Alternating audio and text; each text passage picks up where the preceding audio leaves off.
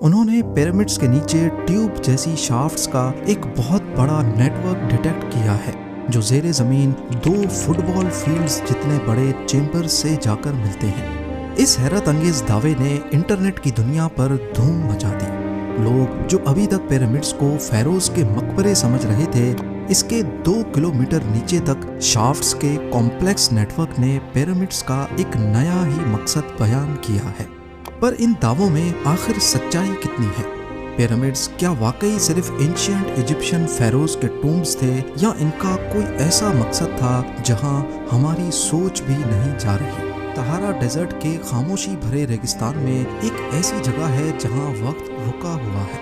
3 دیو قامت پتھر کے پہاڑ ہزاروں سالوں سے چپ چاپ کھڑے ہیں۔ نہ تو ان پر طوفان کا اثر ہوتا ہے، نہ وقت کی تیز رفتار ان کا کچھ بگاڑ سکتی ہے۔ گیزا کے مشہور زمانہ پیرامڈس خوفو، کافرے اور مینکورے انسانی تاریخ کے سب سے بڑے راز بن کر آج بھی خاموش کھڑے ہیں۔ سوچئے جن پتھروں سے انہیں بنایا گیا، ایک ایک پتھر کا وزن بلڈوزر جتنا یا پھر فلی لوڈڈ 20 فٹ کارگو کنٹینر جتنا وزنی، اور ایسے 23 لاکھ پتھروں سے ملا کر بنا ہے صرف ایک پیرامڈ، وہ بھی بنا کسی کرین کی مدد کے۔ گیزا پیرامڈس نہ صرف ایجپٹ کی شان ہے، بلکہ 4500 سال پرانی ایک ایسی پہیلی بھی ہے جنہیں سائنٹسٹس، آرکیولوجسٹس اور ہسٹورینز آج تک سلجھانے کی کوشش کر رہے ہیں۔ ابھی تک پیرامڈس کے اندر جتنی بھی ڈسکوریز ہو چکی ہیں، ان سے ظاہر ہوتا ہے کہ یہ اینشینٹ ایجپشین فیروز کے مقبرے تو تھے، پر کیا یہ صرف مقبرے ہی تھے؟ اس کا جواب آج تک نہیں مل پایا۔ گیزا پلیٹو میں ٹوٹل 3 بڑے پیرامڈز ہیں۔ سب سے بڑا خوفو یا پھر گریٹ پیرامڈ آف گیزا بھی کہلاتا ہے، دوسرے نمبر پہ کافرے آتا ہے، اور تیسرا ہے پیرامڈ آف مینکورے۔ پر وہ کیا وجہ ہے جس کی وجہ سے ہم انہیں اینشینٹ ایجپشین کنگز کے ٹومز کہتے ہیں؟ اصل میں ان تینوں پیرامڈز میں سے بریل چیمبرز مل چکے ہیں، ایک ایسا کمرہ جہاں کسی کو دفنایا جاتا ہے۔ خوفو اور کافرے پیرامڈس میں بریل چیمبرز کے اندر سرکوفیگس تو ملے، پر ان کے اندر کوئی ممی نہیں تھی۔ تو پھر یہ کیوں سمجھا گیا کہ یہاں کبھی ممی ہوا کرتی تھی؟ ہمیں اس کا اشارہ ملا سب سے چھوٹے مینکورے پیرامڈ سے۔ 1837 میں ایک ایکسپیڈیشن کے دوران یہاں سے ایک ممی ملی، پر ایک ٹویسٹ کے ساتھ۔ یہاں بریل چیمبر کے اندر ملنے والے سرکوفیگس میں واقعی ایک ممی موجود تھی، پر وہ سرکوفیگس جب مزید ریسرچ کے لیے شپ کے ذریعے برٹن بھیجا گیا تو راستے میں شپ ہی ڈوب گئی، اور مینکورے کا سرکوفیگس آج بھی سمندر کی گمنام دنیا میں کہیں کھویا ہوا ہے۔ یہی وجہ ہے کہ آرکیولوجسٹس یہ سمجھنے پر مجبور ہو گئے کہ پہلے 2 پیرامڈس میں موجود سرکوفیگس میں بھی کبھی ممی ہوا کرتی تھی، جن کو شاید لٹیرے خزانے کی لالچ میں لے گئے۔ ان تینوں پیرامڈس کا صرف سائز ہی نہیں، بلکہ ان کی الائنمنٹ بھی ایک نہ سمجھ آنے والی پہیلی ہے۔ گیزا کے پیرامڈس جو ہزاروں سالوں پرانے ہیں، وہ بالکل ایگزیکٹ کارڈینل ڈائریکشن کے مطابق الائنڈ ہیں، یعنی نارتھ، ساؤتھ، ایسٹ اور ویسٹ۔ اور یہ الائنمنٹ اتنی پرفیکٹ ہے کہ آج کے GPS سسٹمز بھی شرما جائیں۔ کیا یہ بس صرف ایک کو انسیڈنس تھا، یا پھر کسی سیکرٹ نالج یا کسی ایڈوانسڈ سویلائزیشن کا ہنر؟ ایئر 1905 میں اتہاس کے مشہور انوینٹر نکولا ٹیسلا کا کہنا تھا کہ پیرامڈس ارتھ کی انٹرنل انرجی کو ہارنس کرنے کے لیے بنائے گئے تھے، اور اسی کو فوکس کرتے ہوئے وہ وائرلیس انرجی ٹرانسمیشن کے پروجیکٹ پر بھی کام کر رہے تھے۔ لیکن وہ پروجیکٹ کمپلیٹ ہونے سے پہلے ہی مسٹیریسلی ان کی موت ہو گئی، اور اب اس نئی سو کالڈ ڈسکوری نے نکولا ٹیسلا کی تھیوری کو دوبارہ سے زندہ کرنے کا ایک اور موقع دیا ہے۔ پر یہاں سوال پیدا ہوتا ہے کہ اگر ایسی کوئی ڈسکوری کی گئی ہے تو اس کا ثبوت کیا ہے؟ صرف ایک ریڈار کی مدد سے انہوں نے انڈر گراؤنڈ اسٹرکچرز کا پتہ کیسے لگایا، اور خاص طور پر وہ ریڈار جو زمین سے 400 کلومیٹر اوپر اسپیس میں موجود سیٹلائٹ میں ڈپلوائے کیا گیا تھا۔ آسان لفظوں میں سمجھنے کے لیے ہم ایک نارمل ریڈار کی ایگزامپل لیتے ہیں۔ نارمل ریڈار زمین کی طرف سگنلز ٹرانسمٹ کرتا ہے جو مختلف چیزوں سے ٹکرا کر واپس ریڈار میں جاتے ہیں۔ ریسیو ہونے والے سگنلز جلدی واپس آتے ہیں، جس کا مطلب ہے کہ وہ کسی اونچی جگہ سے ٹکرائے تھے، اور جہاں زمین گہری ہوتی ہے، مطلب وہاں سے سگنل کو ریفلیکٹ ہو کر واپس زیادہ ٹائم لگے گا۔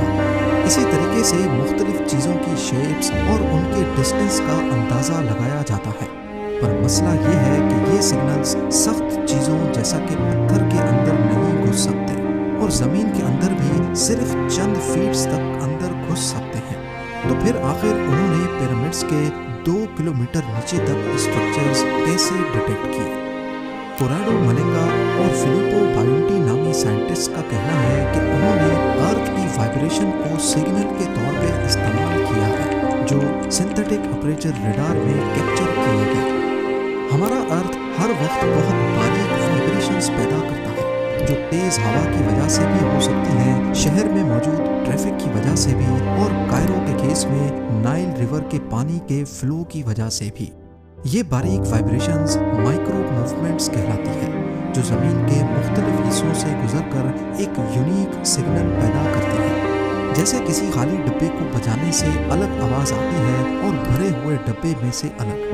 اسی طرح زمین کے اندر بھی جو کیویٹیز ہیں، خالی جگہ ہیں، وہاں وائبریشن کے سگنلز نان کیویٹی والی جگہوں سے مختلف ہوتے ہیں۔ ان کا کہنا ہے کہ سار سیٹلائٹ کی مدد سے انہوں نے پیرامڈ کی بہت ساری تصویریں الگ الگ وقت میں کیپچر کی اور اس کی وائبریشنز کو کمپیوٹر کی مدد سے اینالائز کیا۔ کمپیوٹر سافٹ ویئر نے وائبریشنز کے پیٹرن کے حساب سے یہ اندازہ لگایا کہ کس پوائنٹ پہ زمین کے نیچے کون سی شے کتنی گہرائی میں ہو سکتی ہے، اور اس ڈیٹا کو دی ایک 3D پکچر کی شکل، جو صرف ایک اندازہ ہے کہ پیرامڈ کے نیچے 8 شافٹس ہیں اور ان کے باٹم پر 2 بہت بڑے ہالو چیمبرز۔ پر حقیقت میں یہ دکھتی کیسی ہیں، اور یہ پیرامڈس کے نیچے ہیں بھی یا نہیں؟ اس کے لیے تو ایکسکیویشن کرنے کی ضرورت ہے۔ ان دعووں کو سچا ثابت کرنے کے لیے کورانڈو ملنگا اور فلیپو بایونٹی نے پیرامڈس کے نیچے ایکسکیویشن کی اجازت مانگی ہے، جو ایجپٹ کی گورنمنٹ کسی صورت نہیں دینے والی۔ سائنٹیفک کمیونٹی نے کورانڈو ملنگا اور فلیپو بایونٹی کے اس دعوے کو غلط کہا ہے۔ ایجپٹ کے فیمس آرکیولوجسٹ زاہی حواس کا بھی کہنا ہے کہ یہ دعوے صرف فیم پانے کے لیے کیے گئے ہیں، جبکہ ان میں کسی قسم کی سچائی نہیں ہے۔ سائنٹیفک کمیونٹی کا کہنا ہے کہ اگر یہ ٹیکنالوجی پیرامڈس کے نیچے کی دنیا کے بارے میں بتا سکتی ہے تو کیوں نہ پہلے اس کو وہاں ٹیسٹ کیا جائے جس کے بارے میں ہمیں پتا ہے کہ نیچے کیا موجود ہے۔ اس سے اس ٹیکنالوجی پر بھروسہ کرنے کی وجہ مل جائے گی۔ اس بات میں تو کوئی شک نہیں کہ گیزا پیرامڈس نے ہزاروں سالوں سے انسانیت کو حیرت میں ڈالا ہوا ہے۔ جب یہاں کسی ایک چیز کو سلجھانے کی کوشش کی جاتی ہے تو وہیں ایک نیا چیلنج کھڑا ہو جاتا ہے۔ ان کی جیومیٹرک شیپ سے لے کر ان کی پرفیکٹ نارتھ ڈائریکشن، گیزا پیرامڈس بے شمار مسٹریز سے بھرے ہوئے ہیں۔ مثال کے طور پر دی گریٹ پیرامڈ آف گیزا کا جیوگرافک کوآرڈینیٹ ہے 29.9792458 ڈگریز نارتھ، اور حیرت انگیز طور پہ میٹرز پر سیکنڈ میں اسپیڈ آف لائٹ ہے 299,792,458 میٹرز پر سیکنڈ۔ یہ دونوں نمبرز ایگزیکٹلی ایک جیسے کیسے ہیں؟ اتنا بڑا کو انسیڈنس کیسے ہو سکتا ہے؟ صرف اسپیڈ آف لائٹ ہی نہیں بلکہ پیرامڈ کے شیپ میں پائے اور گولڈن ریشو کے ایگزیکٹ میتھمیٹیکل ریفرنس بھی مل چکے ہیں۔ وہ ایسے کہ پیرامڈ کی بیس کا ایک سائڈ 230.4 میٹرز لمبا ہے، اگر اس کا آدھا کریں تو 115.2 میٹرز بنتا ہے، اور کسی بھی ایک سائڈ کی سلوپ 186.4 میٹرز اونچی ہے۔ اگر ان دونوں کا ریشو نکالا جائے 186.4 ڈیوائیڈڈ بائی 115.2 تو جواب آتا ہے 1.618۔ حیرت انگیز طور پہ اگر آپ اس نمبر کو گوگل پہ چیک کریں گے تو اس کی ویلیو 5 کے برابر ہے، جسے گولڈن ریشو بھی کہتے ہیں۔ یہ گولڈن ریشو ایک ایسا نمبر ہے جو قدرت میں بار بار نظر آتا ہے۔ پھولوں کی پتیاں، سی شیلز اور انسانی چہرے، ان سب میں بھی گولڈن ریشو ہے۔ گولڈن ریشو کا کانسیپٹ سب سے پہلے گریک میتھمیٹیشین یوکلڈ نے 2300 سال پہلے ڈیفائن کیا تھا، لیکن اس وقت اسے ڈیوائن پروپورشن کہتے تھے۔ بعد میں اسے آرٹ، نیچر اور آرکیٹیکچر میں بار بار یوز کیا گیا، اور آج ہم اسے کہتے ہیں گولڈن ریشو۔ تو کیا گولڈن ریشو کی ویلیو کو 4500 سال پہلے استعمال کرنا بھی کوئی اتفاق ہی تھا؟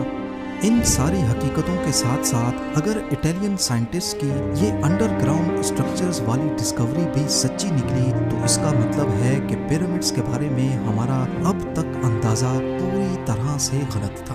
شاید جنہوں نے پتھر کے یہ پہاڑ زمین کے اوپر بنائے انہوں نے ہی زمین کے نیچے بھی کئی راز چھپائے ہیں۔ اس بارے میں آپ کی کیا رائے ہے؟ مجھے کامنٹ سیکشن میں ضرور بتائیے گا۔